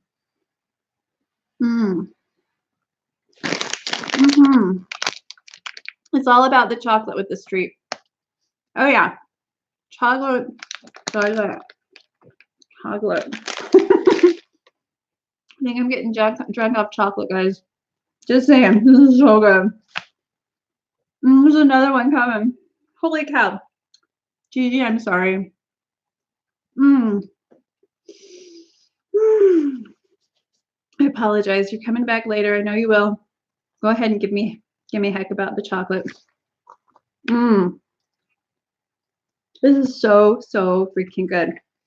Okay, Hedgehog Slice Bar. Milk chocolate with cookies. Don't worry, you won't find anything prickly inside this. Yum. In Germany, Hedgehog Slice, also called cold snout or cellar cake, refers to a famous no-bake dessert made with chocolate and German biscuits, similar to graham crackers. To make this local specialty, alternating layers of biscuit and chocolate are stacked in a rectangular cake pan, then stored in the fridge or cellar until solid. The result is a delightfully sweet cake candy cookie hybrid. Say that 3 times fast. Cake cookie candy hybrid. Cake cookie cake candy hybrid. Cake cookie candy hybrid. Sorry, I couldn't help it. That just was just too yummy. Enjoyed at parties across the country, especially amongst children. The yum you're holding has all the elements of a hedgehog slice, packed with crumbly German biscuits and creamy milk chocolate in a classic rectangular shape. So, is this a yum candy, a cake, a cookie? We may never know for sure.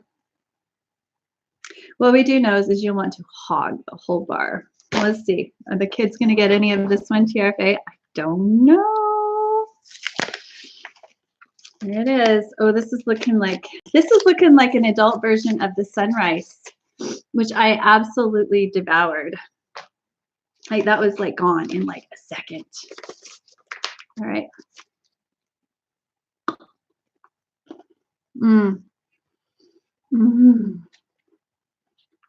Yeah, I'm hiding that one.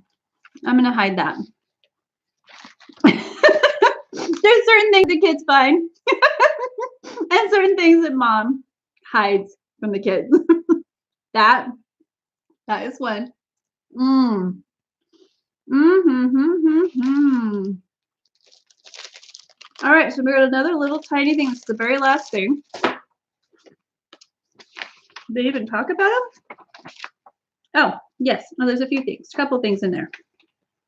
I don't know if I'm gonna like them after having all this wonderful chocolate, because chocolate is like right up here, and then is gummies, and then is like hard candy, and then is like other things, right? You go from the scale of what you love in sweets, and we're down to like the stuff that's in wrapped packages, which usually isn't. You know, this is totally unfair to these candies because I've just eaten the best chocolate I've eaten in so long. Oh, if you guys have an IKEA in your area, make sure you get some of the, I think it's with Dane, a Marabou chocolate with Dane from Sweden. It's the best chocolate in the whole world. It's better than a Kinder Egg. And Kinder Eggs and Linder bars and all of that are so good. You know they are, right? But that one, if you like milk chocolate and toffee, you can sing a song to that chocolate.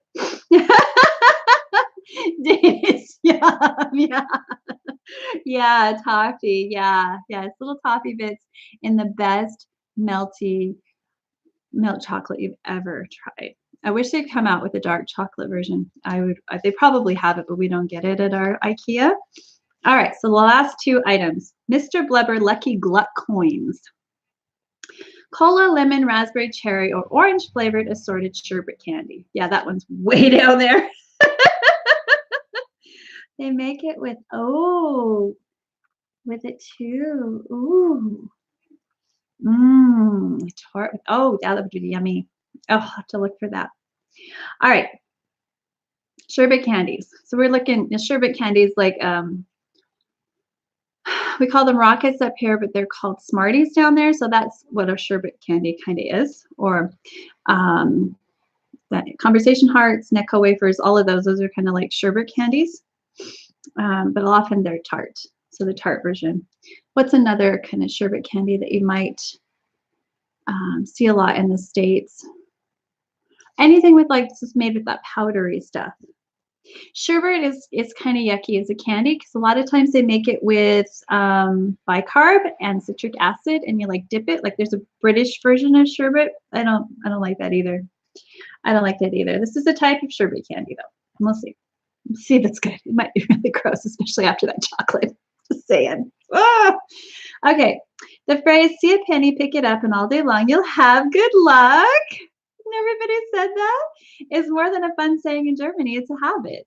Since the 1700s, you know, every time I find a penny, I do stick it in my pocket. But you know what? In Canada, they don't have pennies anymore. There are no pennies. So I saved all my pennies. I have like a cider jug full of pennies, Canadian pennies. They're going to be worth millions one day. Oh, just right. Starburst, yeah, that's a really good one. That's tough. That's more of a taffy though. But yeah, the flavor is like our sherbet ice cream. Yeah, which is amazing. It's like you can't make a smoothie without sherbet. You get that raspberry sherbet or that orange sherbet, and you can make the best smoothies. They're just like the ones at Jamba Juice, right? Because that's what they use. Anyway. The coins. See a penny, pick it up. Okay. Since the 1700s, shiny copper pennies, which we don't have in Canada, called Pfennig, I think that's right, have been kept by locals to drive away dark magic. Historically, Germans carried the coins in their pockets to protect from lies and trickery, and they even nailed the money to their doors to ward off witches and sorcerers. Nowadays, lucky pennies called Glückspfennig are still exchanged in Germany throughout the month of January, though not exactly for the same reasons. Today, shiny tokens have a different meaning: to bring luck and wealth, as well as ensure that one never runs out of money. Fortunately, we found the trustiest way to bring luck and wealth to you in 2019. Instead of carrying a lucky coin all year round, eat one. There we go. Hey, Giggles, welcome. Yeah, Davida, those Starbursts are so good. So good. Okay, so we're going to try the Mr. Blubber Lucky Glut coins. So I can figure out which ones they are. And we're just going to try one of them because not my favorite kind of candy. These look an awful lot like, so they've got like a horseshoe on them. So they are for luck. The orange is usually my favorite. I hope this is orange. So we're going to try that one. Kids can have the rest. Unless they're really good, then you know. You know. Those goodies you sent me, 80, totally hoarded them. Ate them all myself. I still have a few of the peanut pieces. They're so good. I got to eat those up though because peanuts don't last. All right.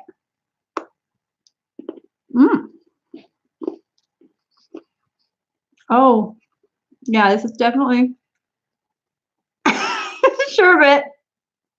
This is a bicarb candy that I'm finished with. It foams up on your tongue and does that weird thing. Sorry, giggles.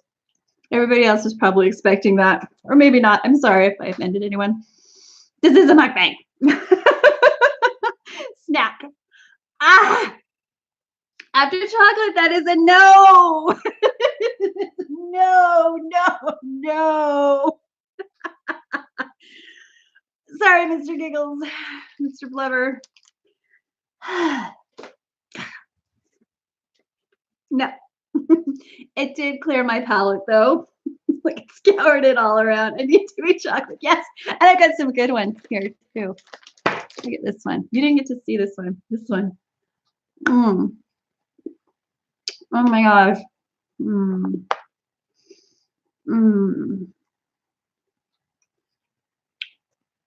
The universe is restored in my mouth.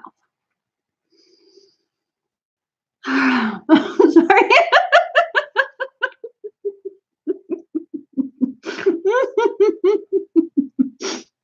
Be careful. I'm going to snort back some of that, the little seeds that are in that chocolate. So I'd say poppy seed white chocolate bar. Absolutely amazing. Giggles. German. Let's see if I can find the wrapper for you. So good. So good. Okay. Last one. Bone. Let me see it. Because I'm going to totally butcher the language. I tried learning German and I totally sucked at it. My French is actually better. Okay. Baum sour fruit toffees. Apple, passion fruit, grapefruit, or currant flavored assorted chewy candy. You know, I'm trying to make a currant shampoo. I can't find a good currant scent like black currant or red currant, that deep like Ribena scent. I'm actually tempted to try Ribena and see if I can pick up some of the scent in a comforter dupe that Lush has. You know, a dupe of Lush's called Comforter. You know, the Comforter one has those wonderful black currant scent in it. Because I want a nice fruity, but I want it to be that bitter fruity. So hopefully I got a black currant one. Oh, I did. We'll see if I like it. There's a black currant. I think they gave me one of each. They were really good at picking out one of each. There's an apple. Ooh, passion fruit. I don't know if you guys brew kombucha. Now that's something that I am working on right now. I've got a gallon jug of it going. I'll use it in soap making, but I also do drink it. It's delicious. And I was thinking of doing the second bottling with passion fruit juice if I can find it. I found a Mako passion fruit. If you've ever had kombucha before, it's kind of a fizzy drink that is full of probiotics and really, really good for you. Anyway, I digress. So we are going to read about these toffees. Sour fruit toffees. After that sweet chocolate, it might actually work. It might. Oh, good. What do you like to mix with your second fermenter? Do you just drink it? Drink it plain. Tiara, your kombucha. I have one of those perpetual jugs where you can drain it and fill it and drain it and fill it constantly. And at one point I had a kombucha mother that was this thick and this big around. enormous. They were like, there must have been 100 layers to that thing. And I had no idea what to do with it. And I just, I was on another soap maker's site, a brand new soap maker, and I can't think of her name right now. Who is it? Who is it? Who is it? Who is it? I just found her today. Oh, I'll put a link to her in the description box later if anybody's interested. But she makes soap with the actual mother, so the scoby.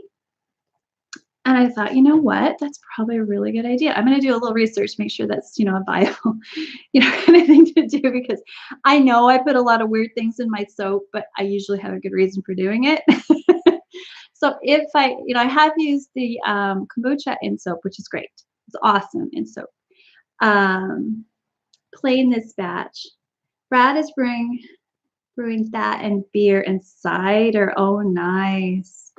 Oh yeah, you're gonna love the kombucha. If you do a second ferment, try strawberries. So what you do is you add about 1/4 cup into your bottles after you've finished the initial ferment, and then you fill up your bottle plus a little 1/4 of whatever kind of fruit you like. Strawberries is so good.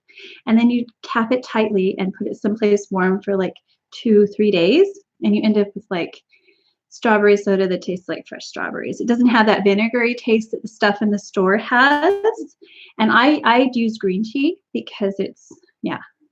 But, you can use other things. People use yerba mate. I don't like the smoky taste of yerba mate.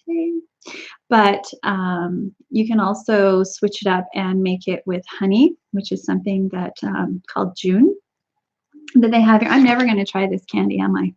Can you tell I'm like putting it off? Okay. This holiday festivities may be coming close to a close. Sigh. But Germany's winter celebrations are ramping up. From January to early March, thousands of locals gather for Carnival, an exciting festival featuring elaborate costumes, humorous stage shows, masquerade balls, and colorful parades, some stretching up to 4 miles long. That's a big parade. Also called German Mardi Gras, this lively event is a fun way for locals to live it up before the fasting period of Lent, which is coming up, begins on March 6th. What does all this have to do with candy in your hands? Foam fruit toffees are the ultimate carnival classic, famously tossed from the festival's giant parade floats into crowds of eager children. For locals, young and old, their soft chewiness and tangy flavors never fail to evoke that special feeling of carnival excitement. So don't be sad about the holidays ending. Pop a bone toffee in your mouth and keep on living it up. Oh, what a cute way to, what a cute marketing tool. Use Carnival. And they're really tightly wrapped, so it's probably okay for them to toss them from the parades. Oops, I'm unwrapping it and you can't even see.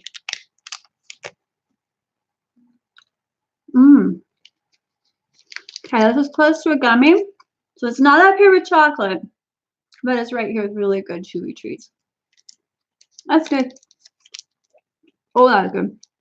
Very sour. Okay.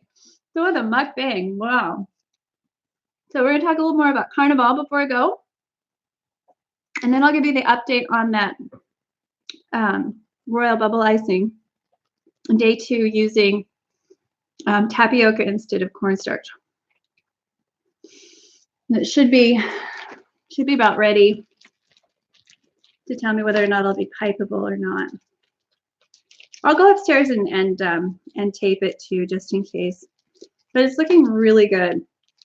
So if you don't like cornstarch, and you have my recipe for the royal icing, yes, you can use tapioca, but there are a few things about it that make it not quite the same. So if you're shipping, then it could fracture. So make sure you shrink wrap them really well. And don't do fine detailed design work. Just do like fat. Like if you're going to do like cupcakes, use the big cupcake nozzle and it's like solid, solid. And I'll be demoing those probably in the next week or two because I just finished creating them yesterday. So we're getting ready for a couple more of the anti-hero projects for the boxes this quarter. And, ooh, I almost lost a chocolate bar there. And so I'll be doing some more work with that. So let's talk about carnival activities. Germany's carnival. I'll have to travel in January so I can go do this stuff, right?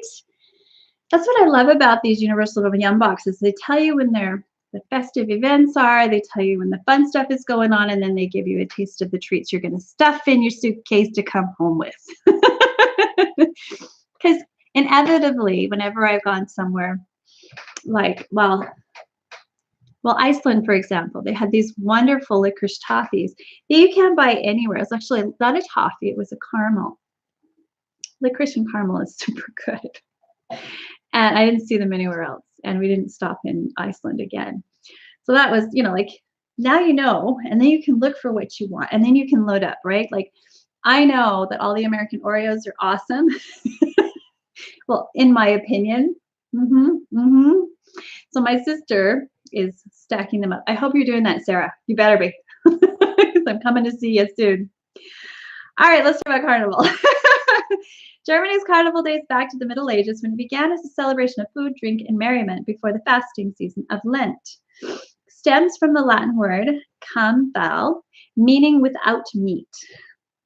So I guess that's one thing you could give up for Lent. Also called fasting, this vibrant event is celebrated across the country, kicking off in November the 11th and ending right before Ash Wednesday. Let's drive into the festivities. It goes from November to, what's that got to do with Lent? Lent's in March. Okay, I'm confused, but we'll move on. 1. Weiberfastnacht, Women's Day. Chaos reigns at Weiberfastnacht. All through the streets, locals link arms and dance to Schlager, traditional Volksmusik. I thought that was a kind of beer. While costumed women run around playfully cutting off men's neckties with scissors, rewarding them with Buchsen, little kisses. Next comes the symbolic storming of town hall, followed by crowded masquerade balls and parties. All through the wee hours. I got chocolate and taffy, sorry, and peanut puffs, and all those other things. Oh, and those ham things, those were good too. I digress. Okay, Rose Monday. This is in Cologne. Rose Monday marks the peak of the carnival season. It's exactly 11:11. The streets burst to life with giant parades featuring marching bands, dancers, and massive floats. Toasting Camille sweets to the crowds. These parades often take on a humorous theme featuring caricatures of famous figures and silly depictions of current events. That's interesting. 11:11. Do you know of any other 11:11:11 event? I wonder if that has something to do with Remembrance Day too. That's interesting. Why it was picked. That would be something to Google, wouldn't it? Does Rose Monday and that significance have anything to do with Remembrance Day? It's Germany. That would make sense. I don't know. Some food for thought. I don't know. Worth trying to figure out. Anyway, Venstellendestag, Shrove Tuesday. Before Carnival comes to a close, Germans take one last opportunity to raise a glass. In the midnight hours before Ash Wednesday, locals gather in front of several pubs for the burning of the Nubbel. I want to know what Nubbel is. These life-size straw dolls are lit aflame to wipe away any little sins committed, like kissing strangers, ooh, during the rambunctious season. I was a teenager. Okay.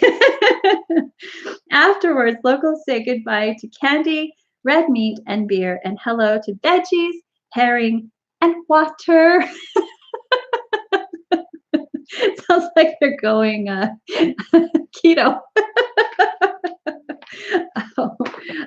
We used to have a German restaurant here in Victoria, and it was so good because it was so funny because I would go in and I would order the Wiener Schnitzel, and it was just like eating at home. I had no idea that my family had kept so many of its food traditions so strong because my mother would make chicken fried steak, wieners and sauerkraut. These were like our favorite meals. Fried cabbage and potatoes with lots and lots of ham. And when I went to this restaurant and I looked at the menu, it's like, oh, this is like home cooking. But we called it different things. But it was, you know, that chicken fried steak is Wiener Schnitzel. I mean, different cuts of meat have different little bit names, but it was so interesting for me to have that kind of epiphany about my own upbringing and where my my traditions came from. That's Fat Tuesday here in the States. Oh, okay. So I don't know this. Oh, you're off to bed? Well, you have a great, great night, TR and enjoy those dreams of chocolate because I ate so much of it. It was so good. And 80 says that's Fat Tuesday here in the States. Okay. Okay. So there is a recipe for a schnitzel, a type of traditional German schnitzel. And this one is done with pork, and you pound it out, and you do. It's done just like a chicken fried steak. Delicious, and served with gravy if you're from where I'm from. In the restaurant, they had this wonderful like ragu that they would serve on the side. They had different. Bye, TRFA. Thanks for coming by. Awesome chatting with you. Yeah, if you see these goodies, go for it. They're delicious. I highly recommend everything but the sherbets. These are not good. These are not good. They gave me 2 of these though, which is pretty awesome. So let me show you everything I got, and then we'll tie it. We'll turn it off. Oh my gosh, we've been on it for 2 hours. Holy cow, isn't that awesome? All right, so 80, we've got crunchy news. We've got Himbeer, raspberry chocolate, awesome stuff. We've got these wonderful little toffees. I don't remember what they're called. We get these awesome little biscuits, super yummy. Zitron Waffeln. So these came in January's box. The marzipan stollen, which I'm going to just set over here and finish off. And, you know, this other cookie, because you know you got to eat them both, right? And this is going over here too. And this amazing chocolate, I'm going to let my kids have at it. Although they won't eat the almonds. My kids aren't big nut kids. They'll eat marzipan a little bit, but they won't really eat nuts. These are going in here too. What else have we got? Oh, my favorite thing in the whole box was the white chocolate with the poppy seed chocolate. That was really, really good. The ham and cheese puffs, super yummy. The sweet elves, which were the onion crackers. The peanuts, which we started with, peanut puffs, like rice, like cheesies, but yeah. But yeah. All right, and that's everything. Thank you so much for coming. This was super, super fun. Look at all the fun stuff. Germany was fun. Thank you for coming, 80, and telling me all about what you did. You'll have to tell me more and help me plan my trip in about, I think it's 2 years that we're going.